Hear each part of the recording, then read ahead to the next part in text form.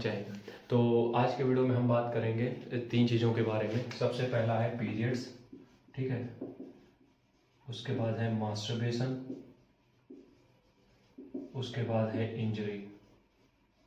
ये 3 चीज़ें आज हम फोकस करने वाले हैं इस टॉपिक में, ठीक है।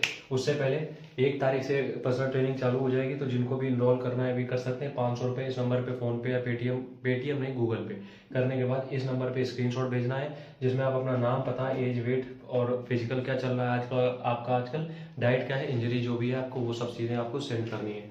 आप समझो मेरी बात, आगे हम लोग क्या करने वाले हैं, ठीक है। ये समझ गए। इस नंबर पे कोई भी व्हाट्सएप मत करना, कोई भी रिप्लाई नहीं कर पाएंगे हम।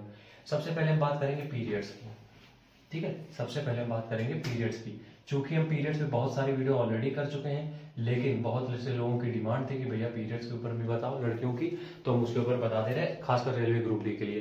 देखो, रेलवे ग्रुप डी की अगर हम बात करें, यहाँ पे हमने कहा था स्पीड का काम है और आपकी स्ट्रेंथ का काम है। और सर्दियों में ये क्रैम्प्स की दिक्कत, ये सारी दिक्कतें ज़्यादा आती है लड़कियों के अंदर। तो कुछ चीज़ें हमें फॉलो करनी है, हम ये बताते हैं।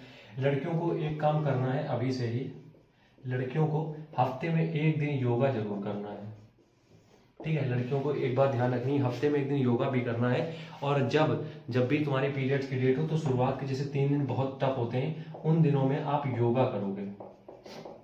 वर्कआउट के नाम पे कोई आप स्पीड ड्रिल नहीं करोगे, कोई उठक बैठक कुछ भी इस तरीके का कोई वर्कआउट नहीं। नॉर्मल वॉक करनी करो, नॉर्मल रनिंग करनी करो, उसके साथ साथ योगा जरूर परफॉर्म करना। योगा तुम्हारे क्रैम्प्स जो होते हैं, दर्द होता है ना अंदर से भयंकर, उससे बचाएगा। योगा तुम्हारी ब्रीदिंग प्रॉब्लम को सॉल्व करेगा। बहुत सी चीजें हैं योगा की, उस टाइम पे ये करना है। तीसरी चीज क्या होता है, डाइट पे कभी कभी वो जब ये लड़कियों को हमने समझाया, क्योंकि हम बात करते हैं, क्योंकि एक चीज अच्छी है कि चैनल अपना एक तरीके से ओपन है, मतलब कि कोई भी आके कोई भी सजेशन दे सकता है, कोई भी सजेशन ले सकता है, ठीक है। तो यहाँ पे हम क्या करते हैं, डाइट के बारे में हम आपको क्या समझाएंगे।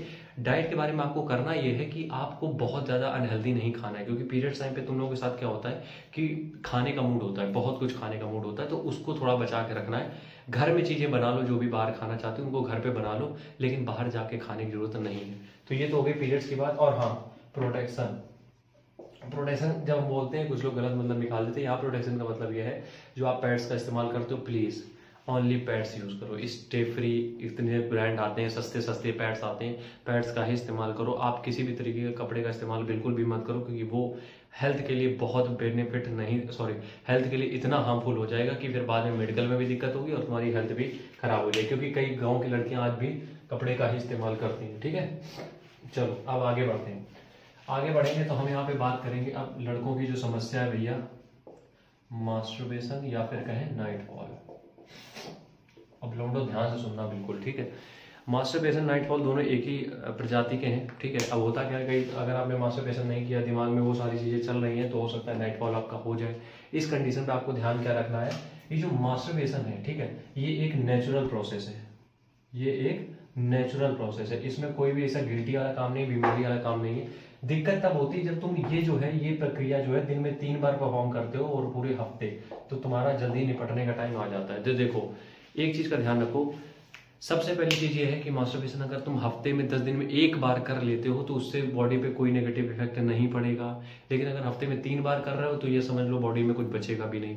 अब कुछ लोगों को ये होता है कि उनको नहीं करना होता, मन ही नहीं होता है, लेकिन उससे उनका नाइट फॉल हो जाता है। अगर आपका नाइट फॉल भी, हम वही चीज है, 3 दिन में 1 बार हो रहा है, 4 दिन में 1 बार हो रहा है, ये भी एकदम नेचुरल है, इसको किसी तरीके का ट्रीटमेंट की जरूरत नहीं है।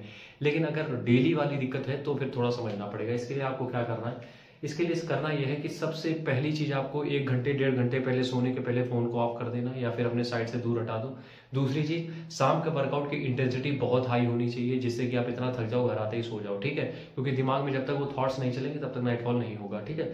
और आपको क्या करना है, तीसरी चीज जो आपको करनी है वो ये है कि रात के समय जब भी आप मतलब लगभग वही 4-5 बजे के बाद किसी भी तरीके का कैफीन यूज मत करो। शाम को रनिंग के लिए जा रहे हो तो प्री वर्कआउट मत यूज करो, कॉफी मत पियो, ये सारी चीजें ना करो अगर तुम नाइट फॉल से जूझ रहे हो, ठीक है। तो ये तो चीज हो गई इसकी, नाइट फॉल और मास्टरबेशन की। अब आखिरी बात आती है इंजरी। इंजरी में तुम्हें क्या करना है, इंजरी में सबसे पहले करना है कोल्ड। अब देखो, मौसम अभी तो फिलहाल इतना ठंडा नहीं हुआ, तो अभी के लिए बता रहे हैं, जब मौसम ठंडा हो जाए तो उसके लिए हम अलग बताएंगे। कोल्ड का मतलब क्या है कि जैसे ही चोट लगती है, मान लो अभी तुम्हें चोट लगी, तुरंत आइसिंग से ठीक हो जाती, तुरंत हील हो जाती है आइसिंग से। बर्फ लगा दो, तुमने देखा हो कहीं पे सूजन हो, आइसिंग लगा दो ठीक हो जाती है, क्योंकि ब्लड सर्कुलेशन सही हो जाता है तो ठीक हो जाती है। अब दूसरा स्टेप आपको क्या करना है, मान लो इस तरीके की चोट है कि आपको अभी ठीक हो गई लेकिन पूरी तरीके ठीक नहीं हुई है, घर जाके आपको उस दिन नहीं दूसरे दिन, या फिर अगर स्वेलिंग कुछ भी है, गर्म पानी में हाथ या पैर जो भी लगी है उसमें डाल के रख दो। पैर में है अगर तो भगोने में पानी गर्म करो, उसमें थोड़ी देर के लिए पैर रख लो, इस तरीके से चीजें कर सकते हो। अगला काम क्या करना है, गर्म पट्टी।